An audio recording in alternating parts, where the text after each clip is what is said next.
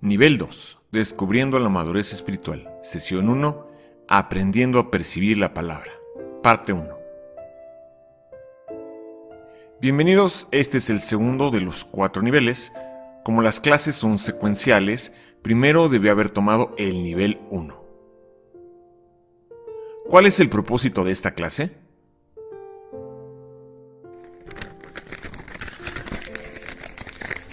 Les manda saludos Epafras, un miembro de la misma comunidad de fe que ustedes y siervo de Cristo Jesús. Siempre ora con fervor por ustedes y le pide a Dios que los fortalezca y perfeccione, y les dé la plena confianza de que están cumpliendo toda la voluntad de Dios.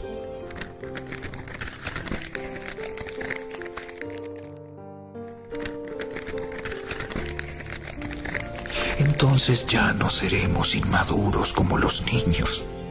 No seremos arrastrados de un lado a otro, ni empujados por cualquier corriente de nuevas enseñanzas. No nos dejaremos llevar por personas que intenten engañarnos con mentiras tan hábiles que parecen la verdad. En cambio, hablaremos la verdad con amor. Y así creceremos en todo sentido hasta parecernos más y más a Cristo, quien es la cabeza de su cuerpo, que es la Iglesia.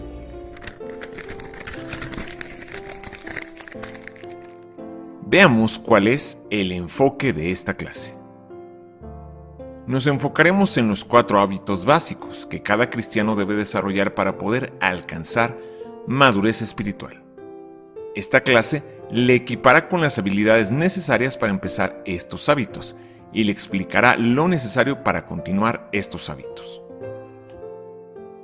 Claramente el Señor Jesús dice que tenemos que crecer, que tenemos que dejar de ser niños, porque un niño es fluctuante, un niño es llevado de un lado para otro, un niño es engañado fácilmente. Entonces necesitamos crecer y dejar de ser niños, crecer de niños a jóvenes y de jóvenes a adultos. Esa es la meta de Dios, el crecimiento, como dice el Espíritu Santo en Efesios, hasta que todos lleguemos a la unidad de la fe, a la estatura de Cristo. Todos tenemos que estar en ese proceso. Dios quiere que todos sus hijos crezcan, así como todo padre o madre quiere que no solamente crezcan físicamente, sino que vayan a la escuela, aprendan a leer, a escribir, a sumar, a multiplicar, y que vayan avanzando en la vida y creciendo hasta que llegue un día en que se puedan valer por sí mismos. Ese es el objetivo de Dios para la iglesia, que cada cristiano que recibe a Cristo pueda después crecer y alcanzar la madurez, valerse por sí mismo y, lo más importante de todo, multiplicarse, reproducirse. Lo que se hizo con él, pueda y lo haga con otros. Entonces, ¿qué es madurez espiritual?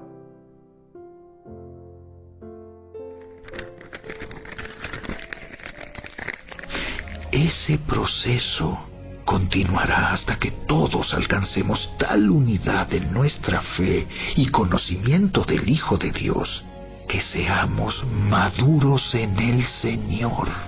Es decir, hasta que lleguemos a la plena y completa medida de Cristo.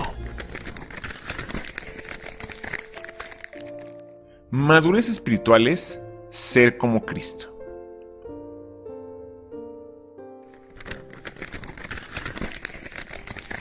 Pues Dios conoció a los suyos de antemano y los eligió para que llegaran a ser como su Hijo, a fin de que su Hijo fuera el hijo mayor de muchos hermanos. El plan de Dios para la vida de todos es que seamos como su Hijo Jesucristo. Seamos como Jesús. Por eso vino Jesús a la tierra como humano, sin tomar su poder divino, para ser ejemplo, modelo, de lo que nosotros debemos ser. Existen en la Escritura 3 factores acerca de la madurez espiritual. El primer factor es que la madurez espiritual no es automática.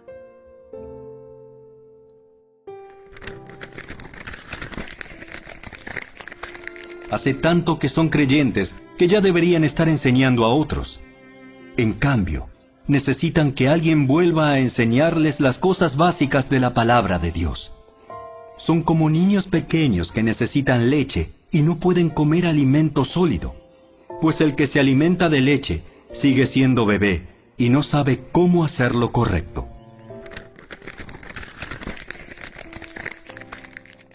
La madurez espiritual no es automática, no depende del tiempo que tenemos congregándonos. En la carta a los Hebreos les dice Dios: ustedes después de tanto tiempo ya deberían ser maestros. Es decir, les está reclamando, les está exhortando porque no han crecido espiritualmente. ¿Por qué los reprende? Porque Dios desea que todos, a través del tiempo, por medio de la intención y de saber que debemos crecer, que nos toca a nosotros hacerlo, crezcamos, que lleguemos a la madurez y entonces seamos maestros. Esto es, que les estemos enseñando a otros lo que hemos aprendido. Entonces, no importa si tenemos 10, 15 o 20 años congregándonos, pues, no por congregarnos vamos a crecer, no porque somos cristianos de hace 15 o 20 años ya automáticamente vamos a crecer, no es así. Pues la madurez espiritual no es automática, es una decisión que uno toma y es el ejercicio de los hábitos que vamos a ver en esta lección. El segundo factor es que la madurez espiritual es un proceso.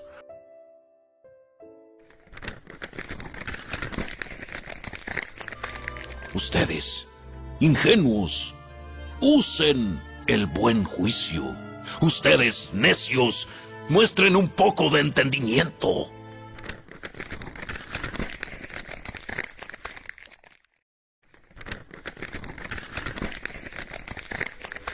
En cambio, crezcan en la gracia y el conocimiento de nuestro Señor y Salvador Jesucristo.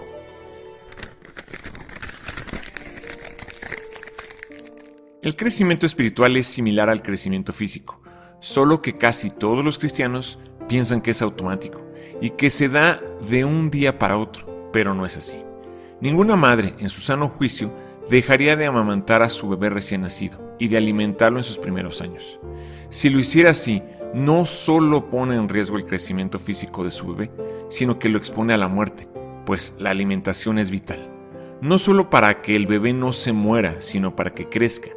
Y es muy lamentable comprobar cómo los niños crecen robustos y sanos en los países desarrollados y cómo algunos niños apenas si crecen están desnutridos, enfermos y muy débiles, al grado que su esperanza de vida es muy corta debido a la mala alimentación. Lo mismo sucede con muchos cristianos que no se alimentan o se alimentan mal y creen que con comer espiritualmente una vez a la semana es suficiente para crecer, pero están equivocados, y de ahí los cristianos desnutridos, enfermos y débiles en la fe. El crecimiento espiritual que nos lleva a la madurez es un mandamiento de Dios. Si no crecemos, la culpa no es de Dios, ni de los pastores, ni de la iglesia, no.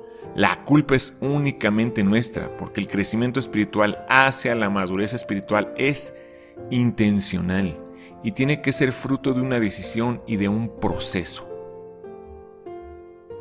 Y el tercer factor acerca del crecimiento espiritual es algo que no nos gusta, es que demanda disciplina.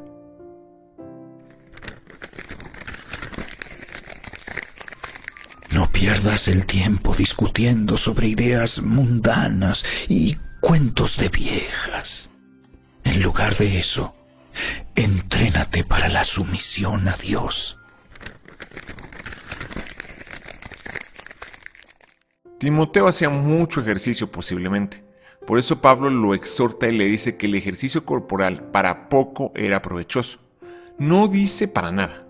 Es como si le dijera: sí te sirve, pero te sirve en esta tierra, para que tengas tu cuerpo en forma, para que estés sano. Pero si te ejercitas para la piedad, para la vida espiritual, una vida que agrada a Dios, si te ejercitas para piedad, eso te sirve en esta tierra y en la próxima vida, en la eternidad. Y así como el ejercicio físico consiste de ciertas rutinas que se repiten una y otra vez, también el ejercicio espiritual consiste de ciertas prácticas que se repiten una y otra vez. Entendiendo el discipulado. Hay 6 verdades acerca del discipulado. La primera verdad es que Los creyentes maduros son llamados a ser discípulos. Segunda verdad espiritual. No puedo ser un discípulo sin ser disciplinado. Tercera verdad. Mientras más disciplinado me vuelva, Dios me usará mejor. Cuarta verdad. La marca de un discípulo es cargar la cruz de Cristo. Y el que no carga su cruz y me sigue, no puede ser mi discípulo. Quinta verdad. ¿Cuán a menudo debo cargar la cruz de Cristo? Diariamente. Dirigiéndose a todos, declaró: si alguien quiere ser mi discípulo, que se niegue a sí mismo, lleve su cruz cada día y me siga. Otra vez vemos aquí que la cruz es una decisión personal. Yo decido tomarla, no es algo que me va a venir. Algunos creen que la cruz es una enfermedad o una crisis. Hay esposas que creen que sus esposos o sus hijos son la cruz que les tocó llevar, y hasta cuando oran dicen: gracias Dios por esta cruz que me diste.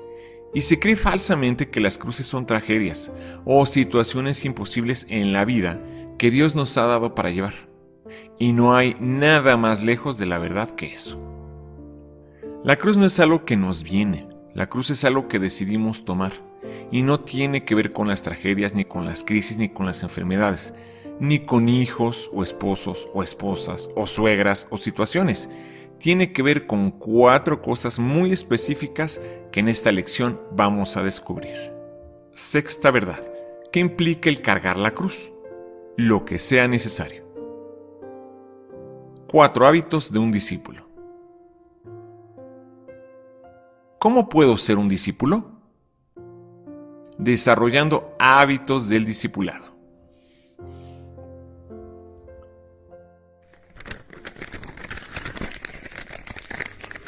No se mientan unos a otros, porque ustedes ya se han quitado la vieja naturaleza pecaminosa y todos sus actos perversos. Vístanse con la nueva naturaleza y se renovarán a medida que aprendan a conocer a su Creador y se parezcan más a Él.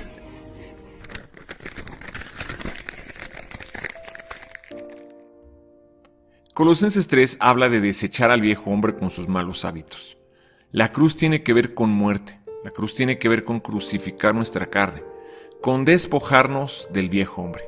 Al decir la Escritura, despójate del viejo hombre, lo que está hablando es que tenemos que tomar nuestra cruz.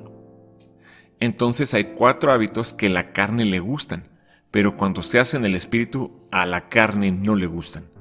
Hay 4 cosas que todos los seres humanos practicamos básicamente todos los días, pero cuando lo hacemos en la carne, nuestra carne está contenta. Pero cuando lo hacemos en el espíritu, eso le molesta a nuestra carne. Y por eso es que es tan difícil lograr estos 4 hábitos. Por eso es que cuando los llevamos a cabo, nuestra carne se rebela. Analicemos a continuación cada uno de estos 4 hábitos que significan llevar la cruz. Primero, tiempo con la palabra de Dios. Jesús se dirigió entonces a los judíos que habían creído en él y les dijo: si se mantienen fieles a mis enseñanzas, serán realmente mis discípulos y conocerán la verdad, y la verdad los hará libres. El segundo hábito es la oración. Si permanecen en mí y mis palabras permanecen en ustedes, pidan lo que quieran y se les concederá. Mi Padre es glorificado cuando ustedes dan mucho fruto y muestran así que son mis discípulos. El tercer hábito es el diezmo. De la misma manera, cualquiera de ustedes que no renuncie a todos sus bienes no puede ser mi discípulo.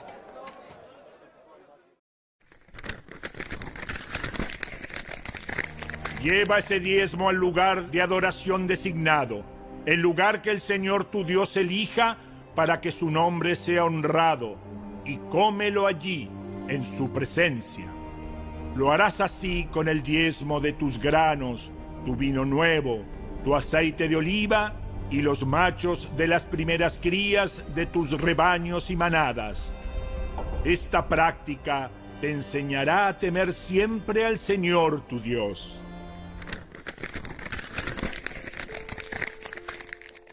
El cuarto hábito es el compañerismo regular.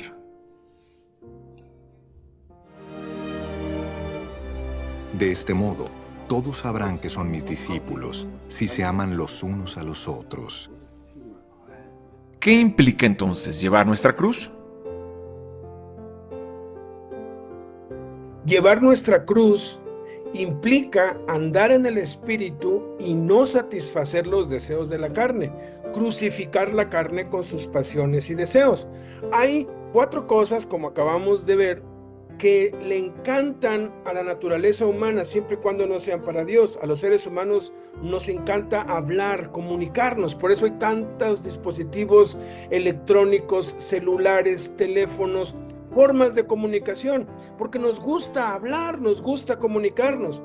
Pero cuando se trata de orar, entonces cuesta trabajo, porque orar es una actividad que crucifica la carne, y eso es llevar nuestra cruz. Orar porque crucifica la carne, porque no le gusta a la carne, y por eso nos cuesta orar. La segunda cosa que a los seres humanos les encanta hacer es leer. Hay tantas publicaciones, revistas y formas de leer, y a la gente le gusta leer, pero cuando se trata de leer la Biblia, también cuesta mucho y hay que hacer un esfuerzo para hacerlo. La tercera cosa que nos gusta a los seres humanos por naturaleza es estar con gente, donde hay gente, reunidos con otros. Por eso los restaurantes y los bares y los estadios y los conciertos están llenos. Pero cuando se trata de congregarnos, siempre hay obstáculos y molestia para la carne. Y la cuarta cosa es que a todos los seres humanos por naturaleza nos gusta gastar dinero. Por eso tantas tiendas y compras en línea y compras aquí y compras allá. Pero cuando se trata de dar el diezmo y la ofrenda para Dios, entonces nos duele y nos cuesta. Esas 4 cosas implica tomar la cruz: orar, leer la palabra de Dios, congregarnos y diezmar. Veamos ahora la definición de hábito. Primeramente, un hábito es una continua y frecuente inclinación para hacer cierta actividad, adquirida a través de una repetición frecuente. En segundo lugar, un hábito es una disposición establecida de carácter. Siembra un pensamiento, cosecharás un acto. Siembra un acto, cosecharás un hábito. Siembra un hábito, cosecharás un carácter. Siembra carácter, cosecharás un destino. Y en tercer lugar, un hábito es una práctica habitual, algo que hacemos todos los días. ¿Cuál es la meta de esta clase? Que yo me comprometo a practicar los hábitos necesarios para tener madurez espiritual.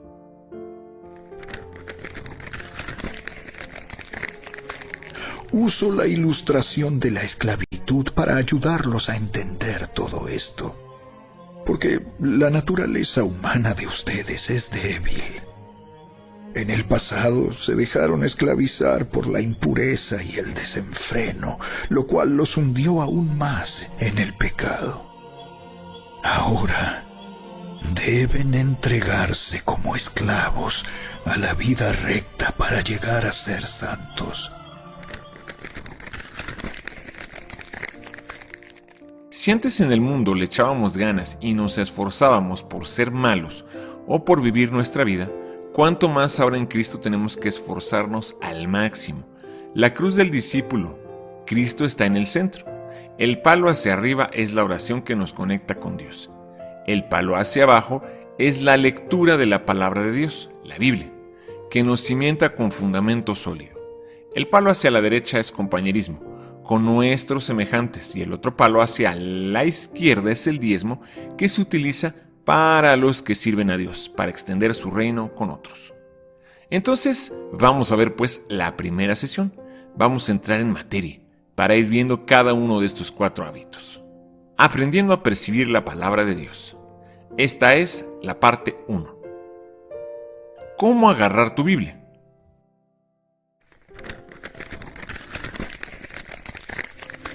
Todo Toda la escritura es inspirada por Dios y es útil para enseñarnos lo que es verdad y para hacernos ver lo que está mal en nuestra vida. Nos corrige cuando estamos equivocados y nos enseña a hacer lo correcto.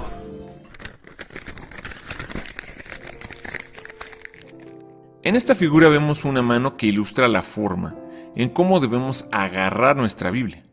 El dedo meñique significa oír la palabra. El dedo anular significa leer. El dedo medio significa estudiar. El dedo índice significa memorizar. El dedo pulgar significa escribir. Y al centro de la mano significa aplicar. De esa forma debemos agarrar nuestra Biblia.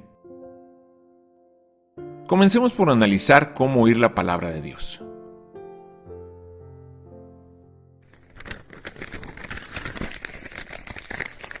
Así que la fe viene por oír, es decir, por oír la buena noticia acerca de Cristo.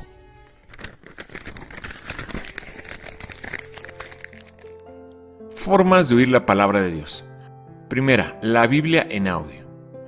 En la página de Fundación Emmanuel, www.fundacion-medioemmanuel.com, se puede entrar y descargar toda la Biblia en audio. La segunda forma son los servicios en la iglesia local. La tercera es a través de estudios bíblicos. También a través de audios de predicaciones. Quinta forma, predicadores en radio y televisión. Estamos viendo pues la ilustración de la mano. El dedo meñique es oír, leer, estudiar, memorizar, meditar y aplicar, hacer, agarrar la Biblia. Si esta Biblia es mi vida y yo quiero sostenerla nada más con este dedo, pues va a ser muy difícil que lo haga, ¿verdad? Cualquier tribulación, problema, cualquier cosa va a hacer que se caiga fácilmente. Jesús dijo que el que nada más oye, pero no entiende, y para entender hay que no solamente oír, sino también leer, estudiar, memorizar, meditar y hacer. Entonces no vamos a caer, pero si nada más lo hago así, si nada más sostengo la Biblia con un dedo, pues fácilmente me va a ser quitada. Entonces vamos al siguiente paso, a no solamente oír la Biblia, sino también leerla. Olvidamos el 95% de lo que oímos después de 72 horas. Veamos ahora cómo mejorar nuestro oído. Primer consejo: esté listo y ansioso para oír a Dios.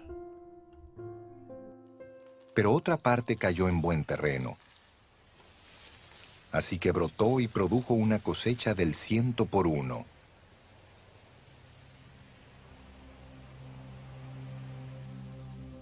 Dicho esto, exclamó: el que tenga oídos para oír, que oiga. Mis amados hermanos, quiero que entiendan lo siguiente. Todos ustedes deben ser rápidos para escuchar, lentos para hablar y lentos para enojarse. Segundo, evite las actitudes que le impiden oír a Dios. Por lo tanto, pongan mucha atención. Al que tiene, se le dará más. Al que no tiene, hasta lo que cree tener se le quitará. Hay 3 actitudes que nos impiden oír a Dios. Primero es una mente cerrada. El orgullo, el temor o la amargura nos están impidiendo oír a Dios. Si tenemos falta de perdón o rencor en nuestro corazón, no vamos a poder escuchar la voz de Dios. La segunda actitud es una mente superficial. ¿De verdad queremos que Dios nos hable? ¿De verdad estamos dispuestos a hacer lo que Dios nos diga cuando leemos su palabra? ¿Deseamos que Dios nos hable? La tercera actitud es una mente preocupada. Estamos tan ocupados y preocupados que no podemos concentrarnos para oír a Dios. Estamos dispuestos a tomar un tiempo y hacer un alto en nuestras vidas y empezar a escuchar verdaderamente la palabra de Dios. Veamos ahora el tercer consejo. Confiese cualquier pecado en su vida.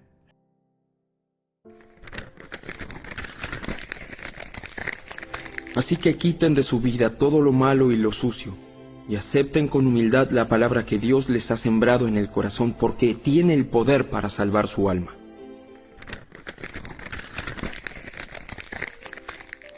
Cuarto consejo. Escriba notas de lo que oiga.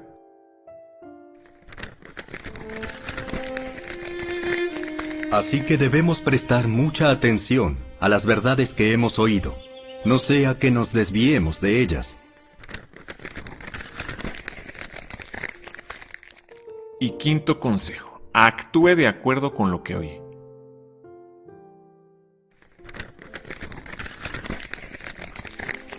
No solo escuchen la palabra de Dios, tienen que ponerla en práctica.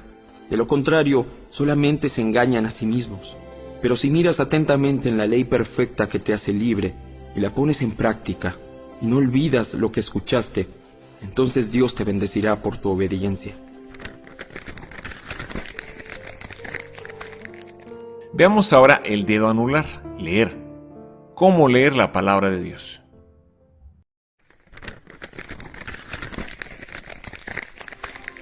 Dios bendice al que lee a la iglesia las palabras de esta profecía y bendice a todos los que escuchan el mensaje y obedecen lo que dice, porque el tiempo está cerca. ¿Qué tan a menudo debo leer la palabra de Dios?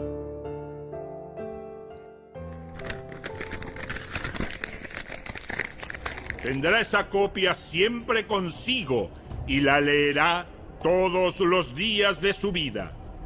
De esa manera aprenderá a temer al Señor su Dios al obedecer todas las condiciones de esta serie de instrucciones y decretos.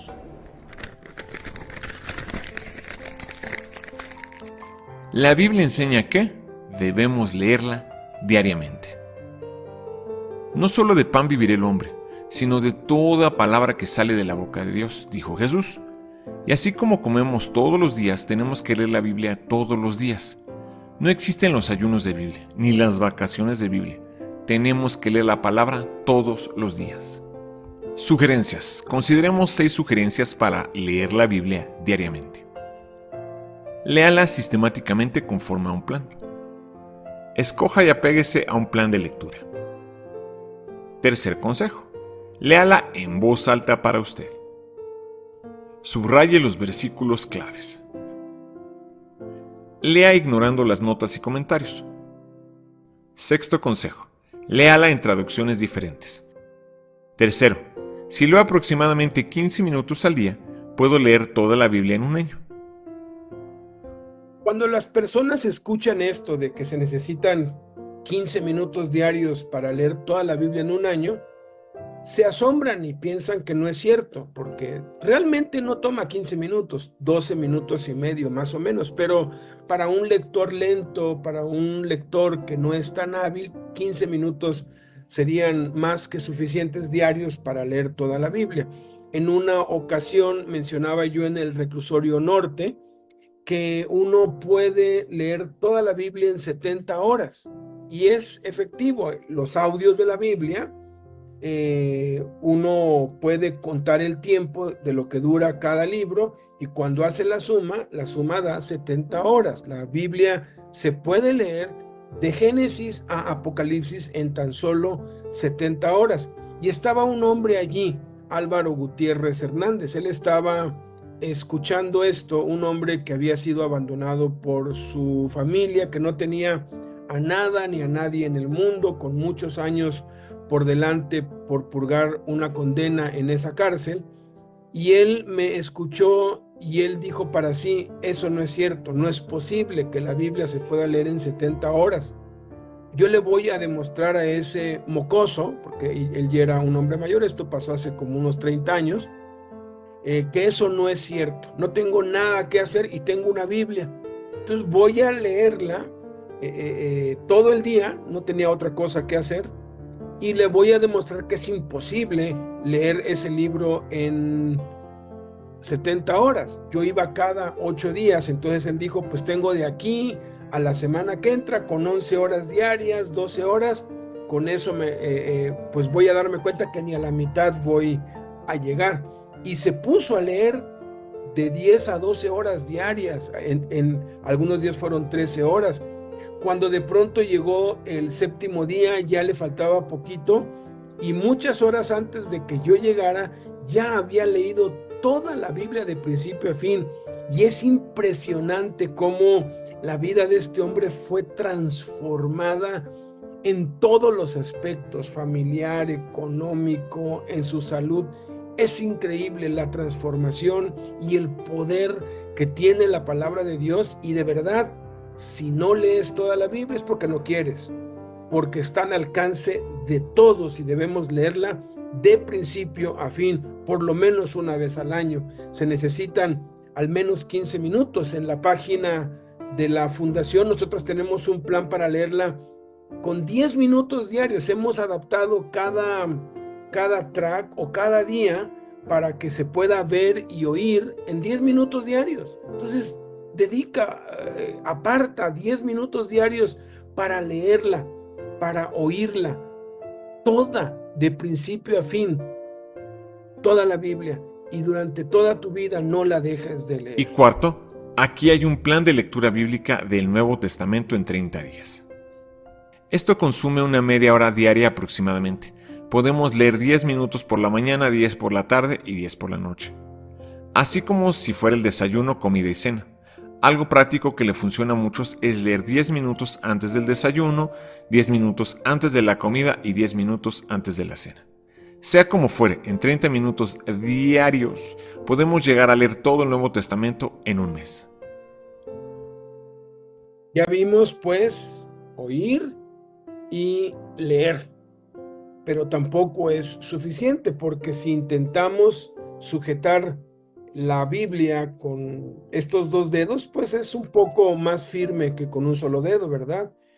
Pero cualquier tribulación, cualquier prueba, cualquier problema, simplemente viene y golpea, y la Biblia, la vida, si esto representara mi vida, se cae, se arruina. Entonces, no es suficiente con oír, hay que añadir al oír el leer, y al leer hay que añadirle el estudiar. Hay que estudiar la palabra de Dios. Veamos ahora el dedo medio, estudiar. ¿Cómo estudiar la palabra de Dios?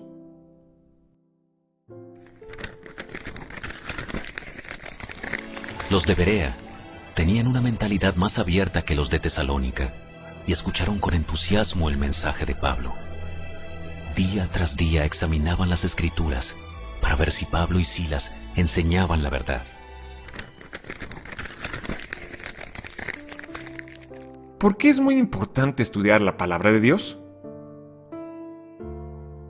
Es muy importante estudiar la palabra de Dios por lo que dijo Jesús.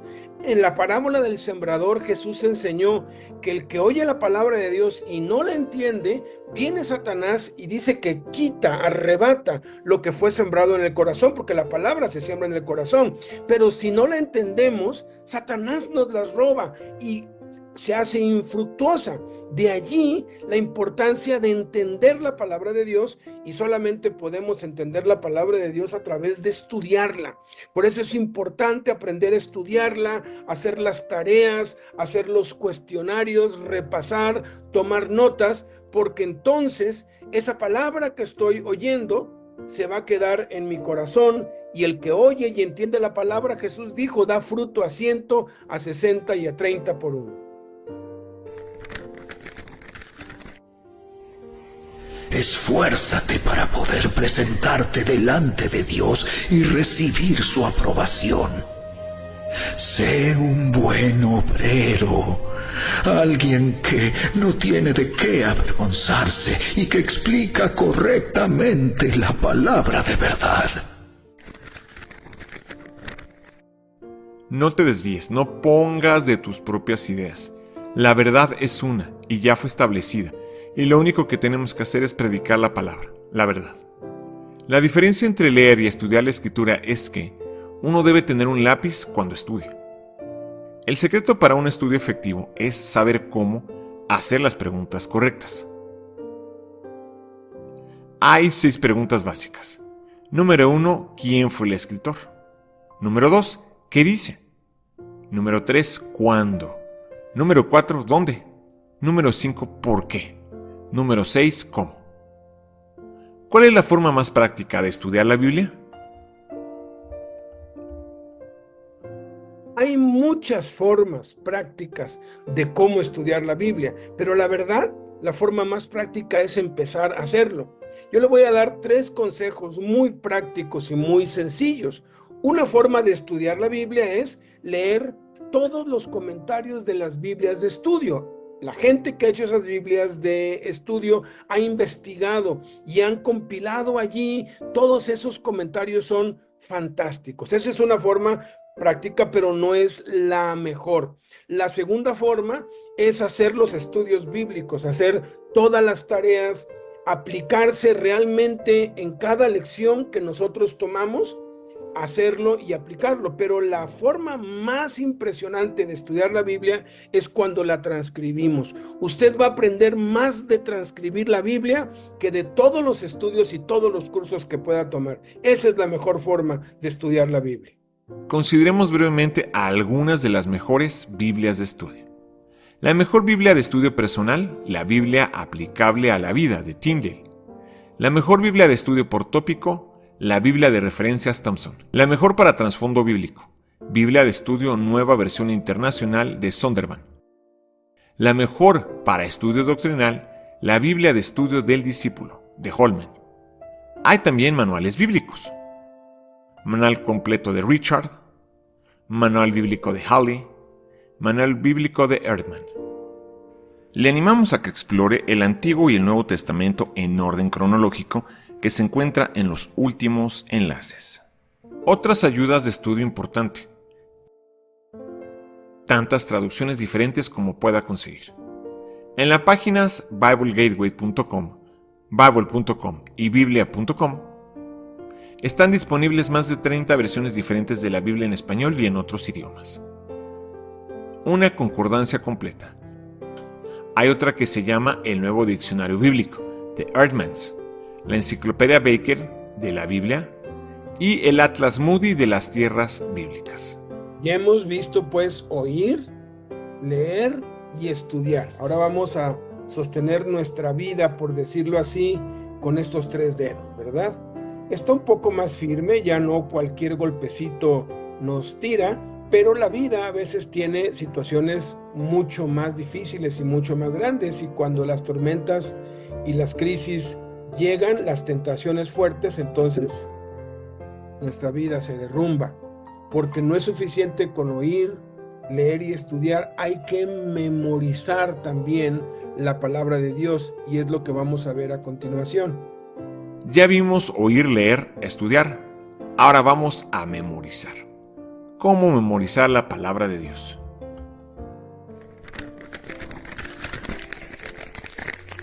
Obedece mis mandatos y vive.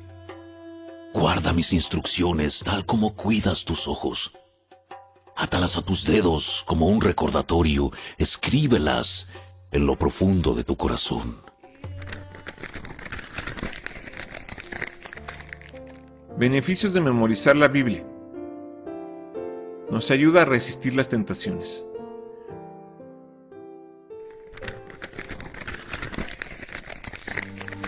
He guardado tu palabra en mi corazón para no pecar contra ti.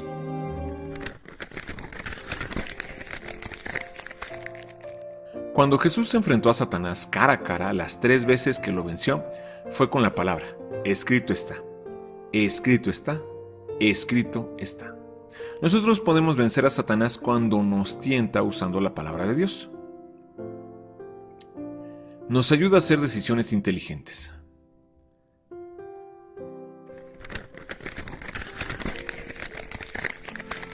Me esforcé tanto por encontrarte. No permitas que me aleje de tus mandatos.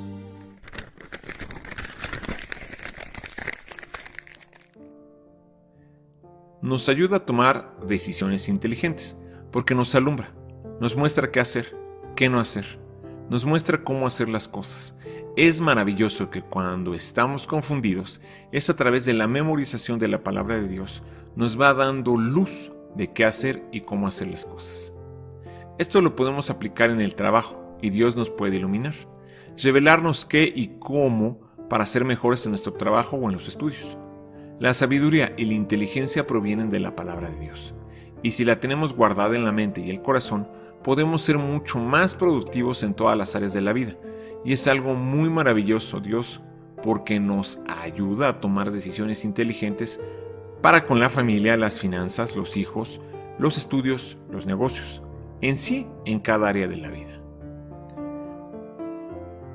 Nos da fuerza cuando estamos bajo presión.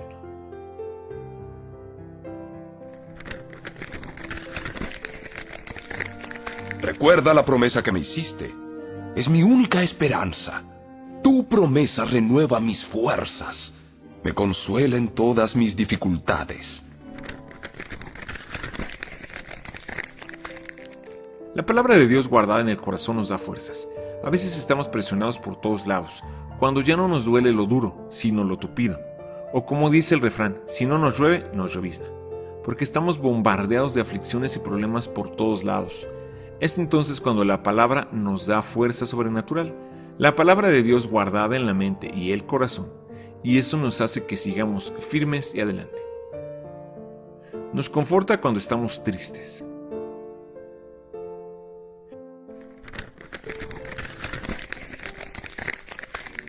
Cuando descubrí tus palabras, las devoré.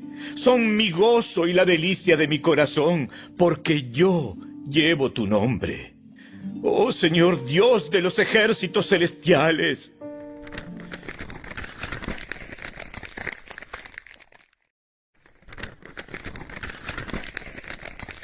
Pues es bueno guardar estos dichos en tu corazón y tenerlos siempre a flor de labios.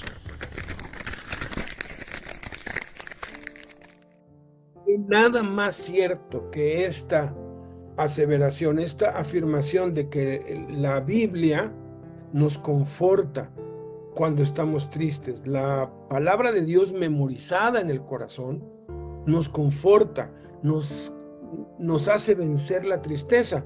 Yo era una persona hiperdepresiva.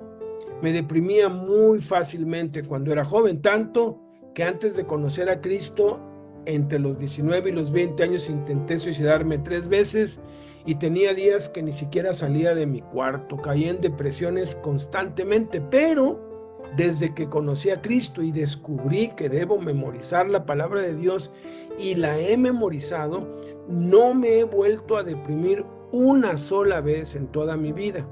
Viví solo desde los 20 hasta los 33 años, me casé, llevo más de 27 años casado, y mi esposa es la única testigo de esto. Y cuando yo pregunto esto a mi esposa, cuando estamos en un grupo, y le digo frente al grupo, diles, en estos más de 27 años casados, ¿cuándo me has visto tú deprimido a mí? Y ella siempre contesta, ninguna vez. Ahora, no crean ustedes que no siento ni he sentido tristeza. Tengo cicatrices en el alma, he sufrido traiciones, decepciones, desilusiones en el ministerio sobre todo. Pero ¿saben qué? Lloro un ratito y la palabra de Dios, que es tan poderosa, no me permite quedarme más de 1 hora en la cama o estar lamentándome allí, sino que me levanta y me llena de consuelo, me conforta, porque la palabra de Dios es poderosa y sigo adelante. Tenemos que entender que así como el que acumula dinero en este mundo terrenal tiene mucho poder, del mismo modo, en el mundo espiritual, el que acumula mucha palabra de Dios, el que memoriza mucha palabra de Dios en su corazón, tiene mucho poder espiritual. ¿Cuánto poder espiritual quieres tener? ¿Qué tanto poder espiritual anhelas? Eso depende de cuántos versículos tengas memorizados. Nos ayuda a ministrar y evangelizar.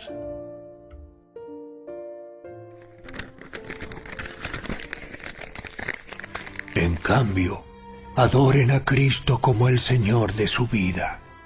Si alguien les pregunta acerca de la esperanza que tienen como creyentes, estén siempre preparados para dar una explicación.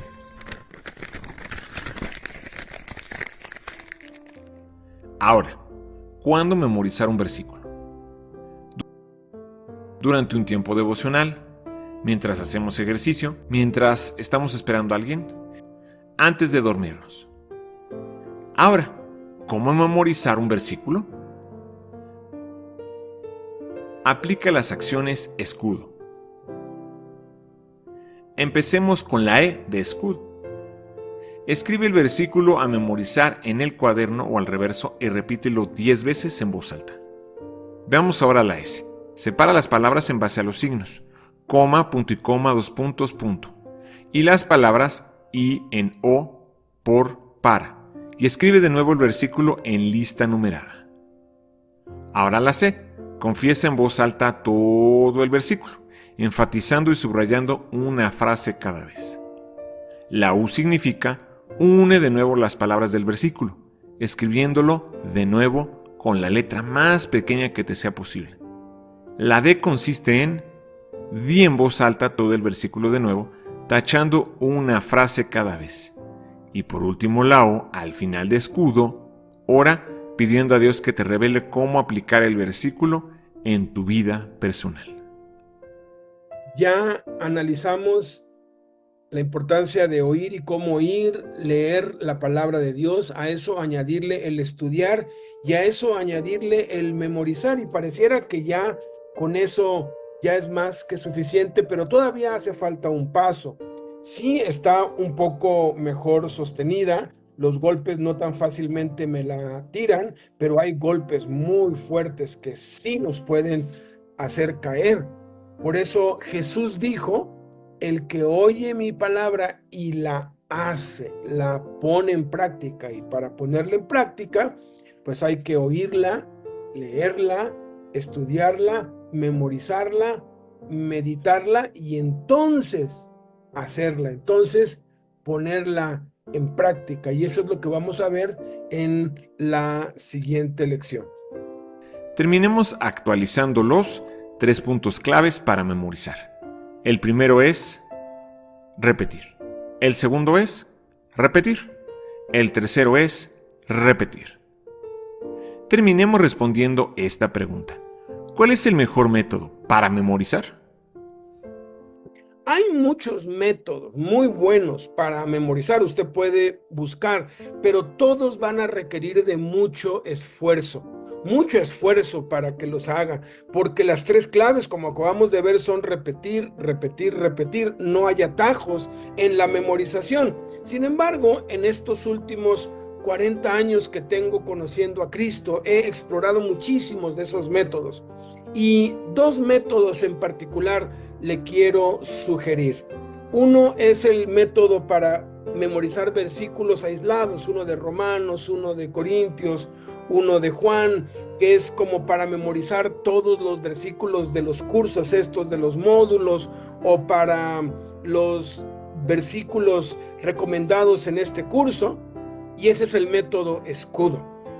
Aparece allí en su pantalla el enlace para que usted pueda directamente ir y escribirlo en su celular o en su computadora y ver el video que le va a explicar el método escudo.